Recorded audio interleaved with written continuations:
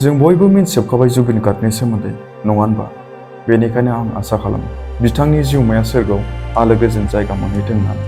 मानो होनबा बिथाङा जोंनि बर' सावथुन मुलुगाव बर' रावजों मेथाइ रोजाबनानै जोंनि बर' सावथुन मुलुगखौ जौगालांनायनि हेफाजाब होदों। थ' लोगोफोर, आं बिथांनि सोमोन्दै बारा गोथौयै बुंनो सानाखै, मानो होनबा नोंथांमोना मिथिखागौ जुबिन गार्गआ सोर। आं बेखौनो बुंनो सानगोन, बिथांनिफ्राय जोंहा गोबां सोलोंनांगौ बाथ्रा दंब्लाबो आं बेहाय मोननैसोल' बाथ्रा बुंगोन। जुदि फोथायनाय आरो नाजानाय थायोब्ला मोनसे सुरानो दुनियाखौ गावनि खालामनानै लानो हायो। बिनि जिउमाया जोंखौ फोरोङो जे टेलेन्टआ मोनसे बान्थाल'सो, गिफ्टल'सो, नाथाय खस्थ'यै नांथाबनायासो मानसिनि जिउमाखौ थैनो रोङै अमर खालामो। मानसिनि जिउआ गोलावानो जा बा गुसुङानो जा, नाथाय सिमांखौ जाफुंहोनो थाखाय नाजानायासो मानसिखौ अमर, थैनो रोङै खालामो।